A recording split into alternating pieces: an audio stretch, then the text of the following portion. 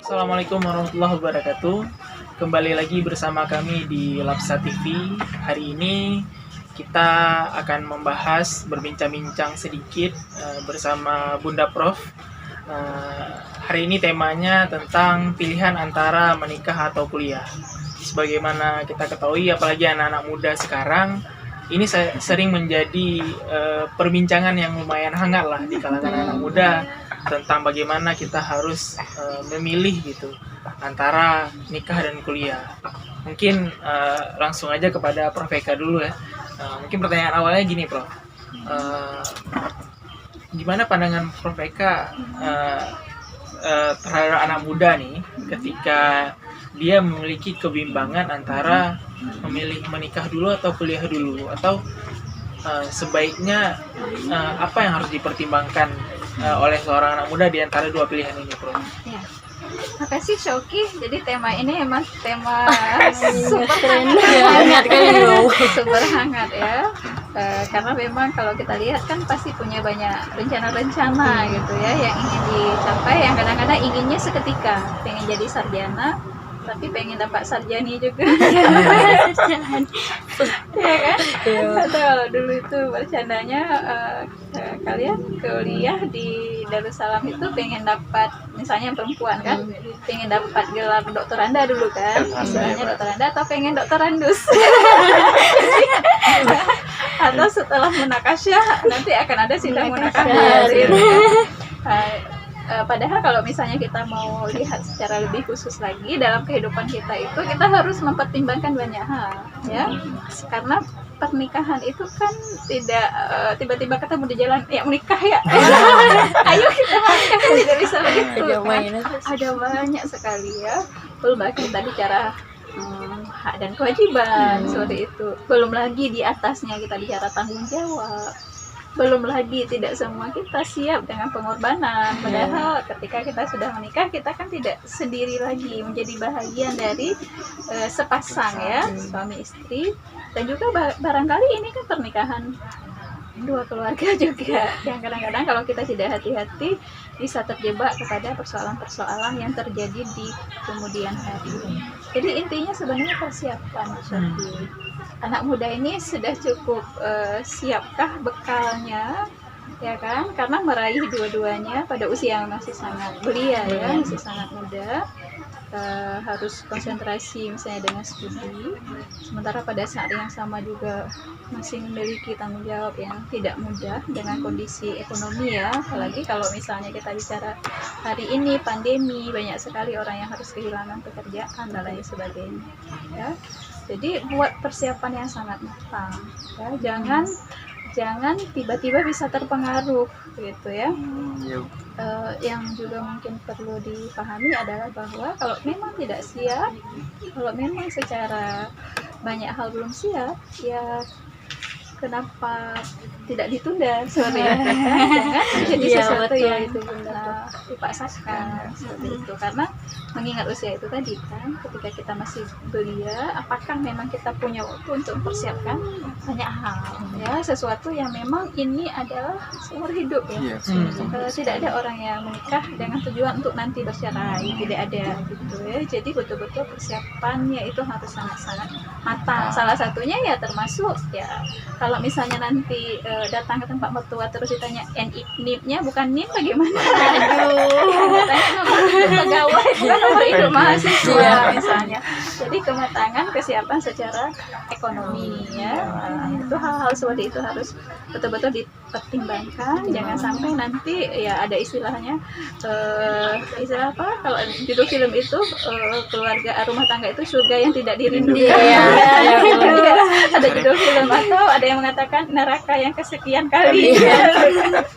Nah, hal-hal seperti itu ya karena tidak ada persiapan yang cukup matang. Ya mungkin dari teman-teman nih ada pertanyaan mungkin di dalam kepala ya, tentang gimana kesiapan kita dalam menghadapi pendidikan dan pernikahan ini, boleh ditanya. Jadi gini Bunda Prof, Rehan mau tanya, kalau misalnya kita mau ke luar negeri nih, kita ingin kuliah, kan tadi temanya memilih antara kuliah dan menikah.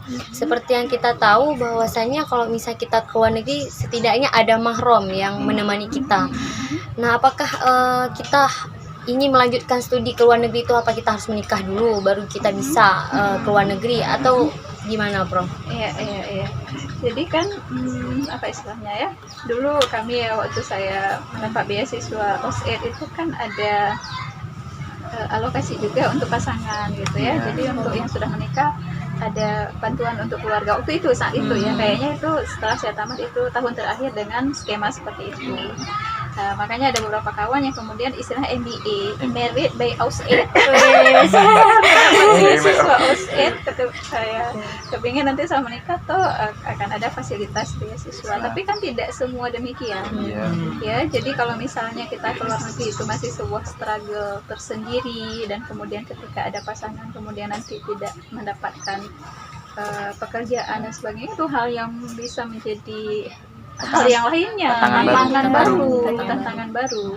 Nah, sementara tadi sempat juga mungkin di edisi sebelumnya kita bahas tentang bagaimana ketika seorang perempuan keluar negeri dengan konsep keamanan yang akan pasti dia miliki ya, dengan sistem security dan lain-lain, sebenarnya kan ketakutan bahwa akan terjadi hal-hal yang tidak diinginkan sudah selesai gitu kan.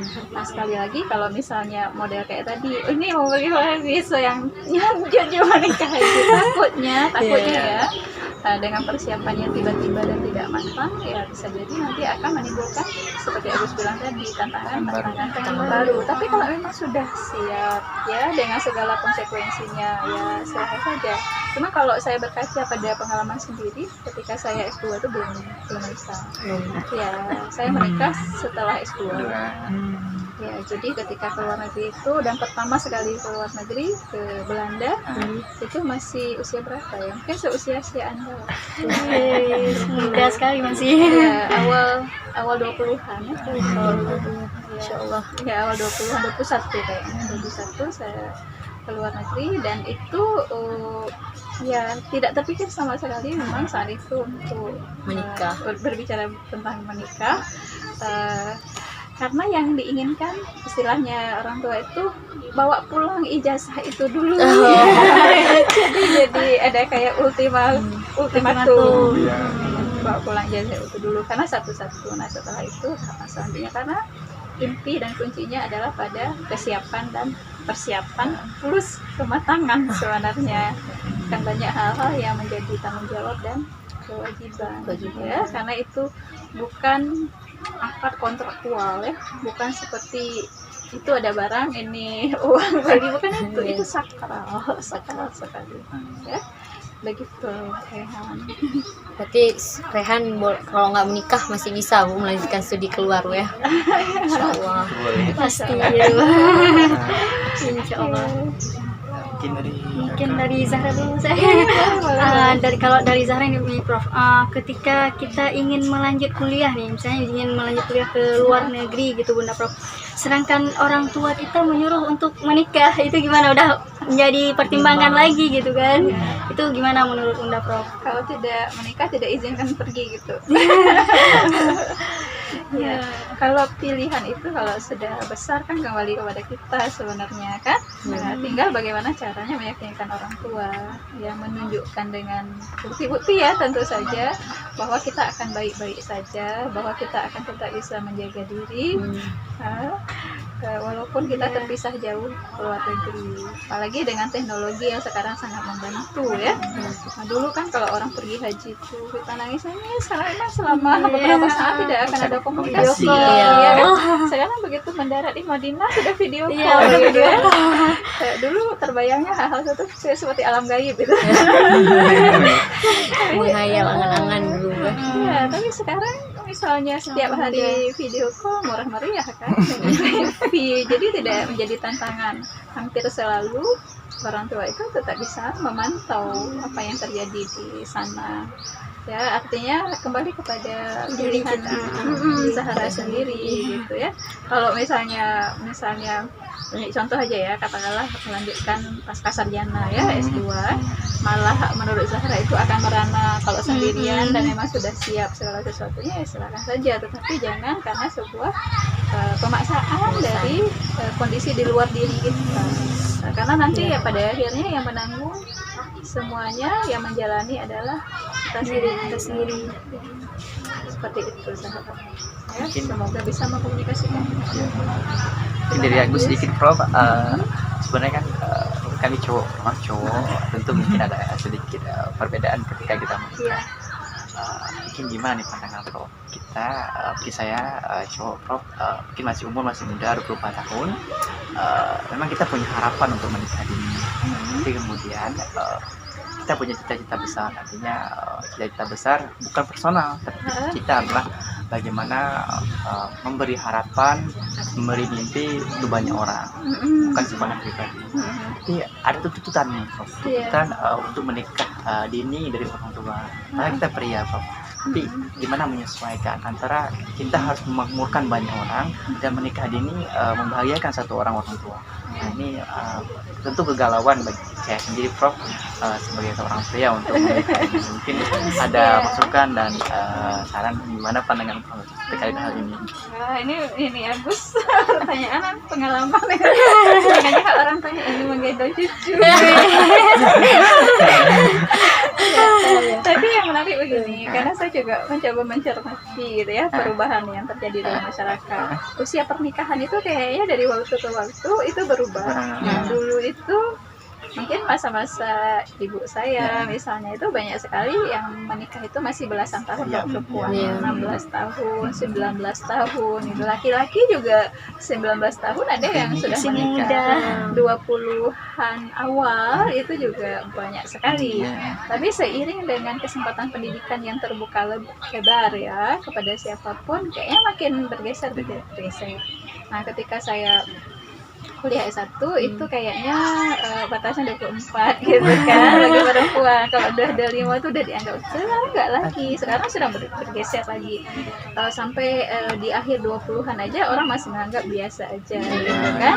Begitu juga usia yang sama untuk pria. Jadi sebenarnya dengan perubahan yang terjadi banyak hal yang mau dilakukan, apalagi kan untuk tadi kepentingan banyak orang ya kan, kepentingan banyak orang bisa lebih bermanfaat ya, sebelum fokus kepada kehidupannya lebih pribadi. Masih muda lagi kan, 24 tahun. Nah, masih ditolerir lah kalau misalnya masih ada mimpi-mimpi besar yang ingin dijemput ya. Ada harapan-harapan yang memang ingin diwujudkan gitu. Nah, persoalannya kita itu ya bagaimana membuktikan kepada keluarga, kepada orang tua terutama, dan mengkomunikasikan itu sehingga mereka yakin bahwa nggak apa-apa, nggak usah gendong cucu dulu, tapi melihat Agus sukses menjadi bermanfaat bagi banyak orang misalnya. Itu perlu sih bagaimana kemudian kita menggunakan komunikasi ya, intinya sih di situ ya, kita mampu meyakinkan orang tua nggak apa-apa, nggak gendong cucu dulu. Dan ada juga statement seperti ini, Prof. Statement yang kadang-kadang dibicarakan di kalangan laki-laki pada perempuan juga kan. Statementnya adalah kita mulai sama-sama dari nol ya. Berjuang sama-sama lah kita ya. Berjuang sama-sama. Berjuang sama-sama gitu kan dari kuliah. Nah, kadang-kadang kan ada yang ibaratnya itu kan mau mengikat seorang wanita, mungkin lama-lama bersama udah bertahun-tahun, ada yang nggak jadi, Prof kan. Ada juga yang tidak menerima dulu untuk seperti itu, dia mengejar cita dulu baru cinta gitu kan.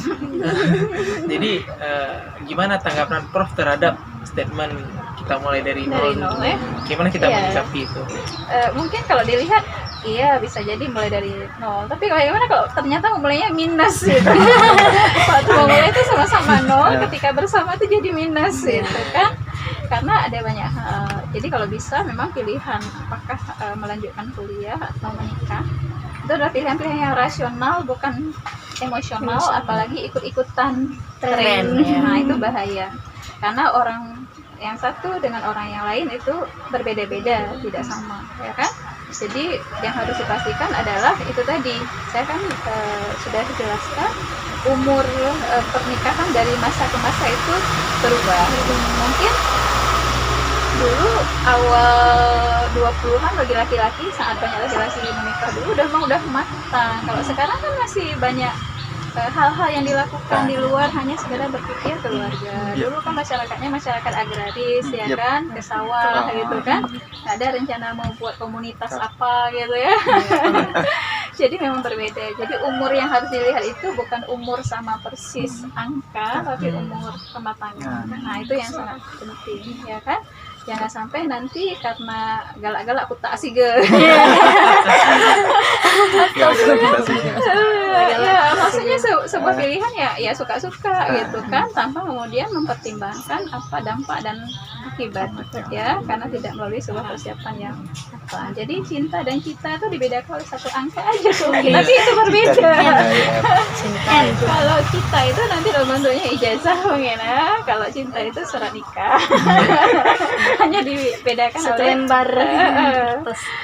N itu saja, angka apa huruf N itu saja, tapi sebenarnya berbeda sekali hal yang akan dilakukan ya. Nah itu hal-hal yang seperti itu harus dipikirkan. Artinya memang adalah pilihan rasional yang mungkin akan berbeda antara satu orang dengan orang yang lainnya. Barangkali cocok untuk dia menikah dulu, tapi belum tentu untuk Sophie cocok menikah dulu. Kita lah yang paling tahu ketika itu adalah situasi yang kita miliki, maka yang harus kita bangun adalah komunikasi. Bahwa wah nanti kalau nggak diikat sekarang lari menjadi kita percaya ada hal-hal yang memang takdir ya. Kalau misalnya diyakini jodoh itu tidak akan kemana, kalaupun dilepaskan pergi akan kembali lagi. Ya mengapa tidak itu kan, dengan keyakinan itu kita sama-sama mengeksplorasi kesempatan dan peluang-peluang untuk mengejar cita-cita dulu, dan kemudian mengajar cinta dalam konteks yang lain. Dengan cinta akan lebih memberikan energi untuk dorongan cita-cita. untuk bercita-cita ya. Jadi begitu kira-kira. Baik, terima kasih Prof, menarik sekali pembahasan kita hari ini ya, terkait dengan tema memilih antara cita dan cinta. Jadi intinya itu sebenarnya kembali kepada pilihan kita masing-masing gitu. Bagaimana kita bisa memprioritaskan hal ini, dan menjadi tantangan kita bagaimana kita belajar dan bisa menyeimbangkan antara cita dan cinta. Mungkin untuk teman-teman juga, karena mungkin kita ada durasi ya, untuk yang lain mau bertanya silakan di kolom komentar, boleh ditanyakan. Mungkin sekian dulu perbincangan kita untuk hari ini. Stay tune terus di channel Lapsa TV. Mohon maaf atas segala kekurangan. Assalamualaikum warahmatullahi wabarakatuh. Waalaikumsalam warahmatullahi wabarakatuh.